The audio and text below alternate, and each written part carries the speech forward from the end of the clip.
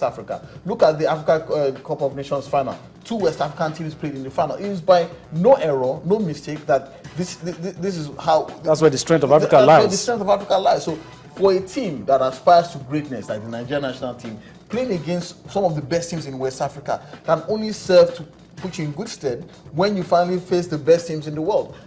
From my reports from that game, the Nigerian team played very, very well. The first game itself, my friend in Ghana, who is a journalist, there, told me that the Nigerian team absolutely dominated the and those are things you love to hear. Yeah, the Black Satellites. They just made some small errors, which resulted in them conceding goals after scoring goals, which ended 2-2 in the first leg. But obviously, those mistakes were seen and addressed, which resulted in the result that we see. So we will continue to praise this team. But we must state one thing very clearly. This team has won nothing yet. This team has not done anything spectacular. This team is still living on the past glory of having There's a lot of promise. Or having won the Under-17 World Cup as juniors. Playing at Under-20 level is a different level entirely, and we're hoping that they can match our expectations with the results. Before we move away from the Flying Eagles, Duno, let me quickly ask you, with the picture today as painted, do you foresee at any point that this Under-20 team might just crumble under the weight of expectations? Today I said they've not won anything. I mean, a lot of adjective has been used to describe how good this team is, and some people are already saying this might just be the Under-20 side that eventually goes on to win that elusive FIFA Under-20 World Cup for Nigeria. But at any point, do you see this team crumbling under that weight of expectation? I don't think they will, given the length of preparation, the kind of preparation, and the level of understanding among the players, and the fact that we don't keep putting all our eggs in one basket, relying on the guys who were there. So we still have players who can get the job done. I don't think they will crumble, but the danger is playing at Under-20 level is a different proposition altogether. You're going to be seeing teams, players. You may see them at the Under-17 level, maybe you play together, but by the time you approach the Under-20 level, you may not see the same kind of player. You're going to see a different player altogether, different set of players altogether. So I don't think this team will crumble.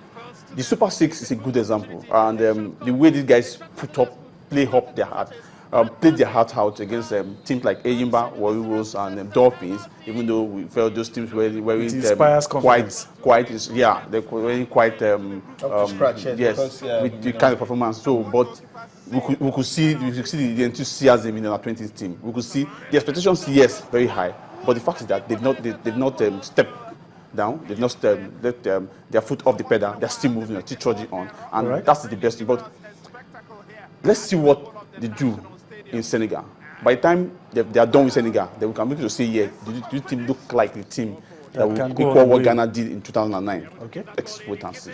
All right, Duno, let me stay with you. The Under-23 in the news, the Dream Team. A lot of argument whether we should be calling them the Dream Team. We already call them a Dream Team. Let's stick with that. The Under-23 side, they're in the news.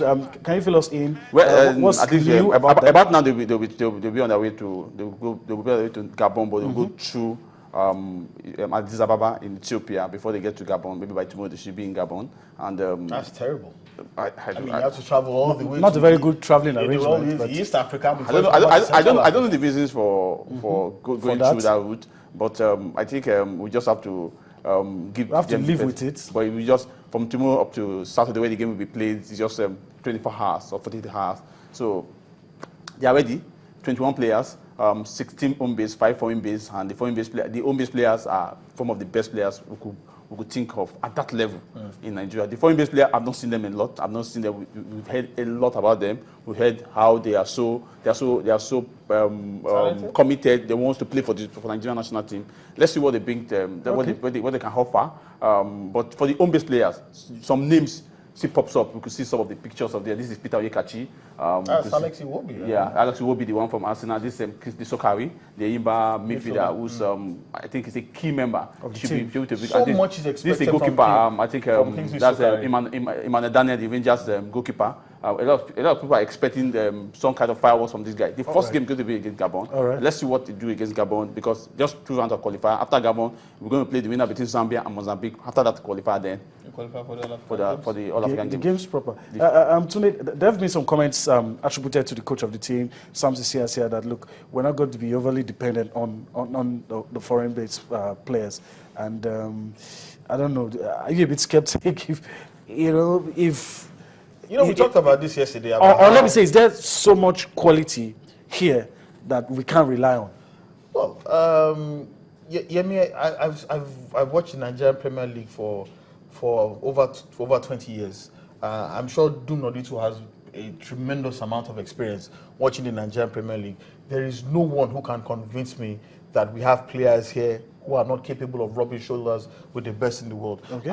And Coach Stephen Keshi proved that when he took a large amount of them to the Africa Cup of Nations in 2013 and won the trophy. So it's absolute rubbish or balderdash for anyone to tell us that we don't have the players here who can represent a country of Nigeria's stature. And we talked about the fact that Austria Guavon's misadventure with the last under-20 national team, being heavily reliant on players from the foreign leagues, probably cost us the opportunity of appearing at the London 2012 games. Yeah. Samson Siasia has consistently maintained that he wants to depart from that model. I've spoken to Timi Ebikagboro many times, and he maintains, and he actually corroborates this, that Samson Siasia is building a team that is capable of holding its head high anywhere in the world without depending solely on players from the foreign league. And I think the constitution of this team shows it very clearly. 16 of the players are drawn from the domestic leagues. We've also had players who pulled out. Ahmed Alhaji Gero couldn't make it. There was also this player who was also Amin Umar. Amin Umar, who was also denied coming to Nigeria by himself. So that has shown what is possible. The direction. And I'm particularly pleased that with the direction that Samson Siasia has gone. Let's give you this piece of information coming from the media officer of the team, probably listening to Nodi, and he has told us that the Dream Team 6 landed in Addis Ababa 2 hours ago. They are lodged in a hotel in Ethiopia, and they're expected to depart for Gabon tomorrow by 10 a.m. That's just coming from the media officer of the Dream Team 6. That's Timi Ebikagboro. So corroborating what Dunodi has told us earlier about the itinerary of the Dream Team. All right, guys, let's go on a break, and when we come back, we'll be talking about football administration and be looking at all the things happening here in Nigeria as it relates to the administrators and the players. Let's go on this break. We'll be back. Join us again. All right, welcome back.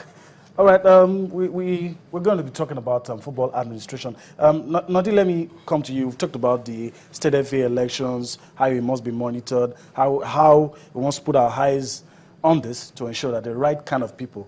I remember only saying that, look, you can't be doing things from the top. You have to start from the bottom. You can't try to sanitize from the top. From the NFL level. So give us the updates.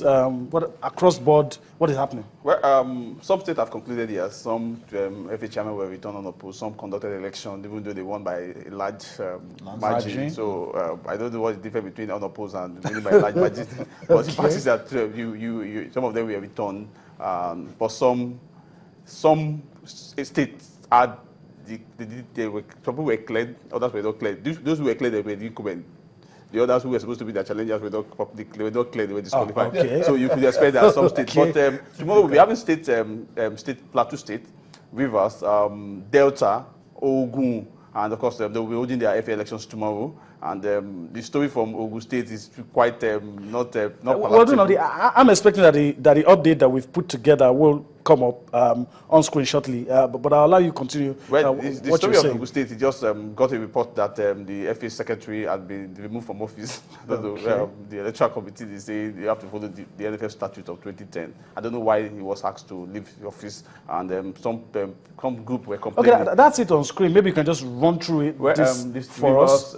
Delta, Kebbi, Ogun, and Delta, and Plateau State will be holding the election tomorrow amid protests. Even in Delta State, they're still even protests. Amid protests. So that's the key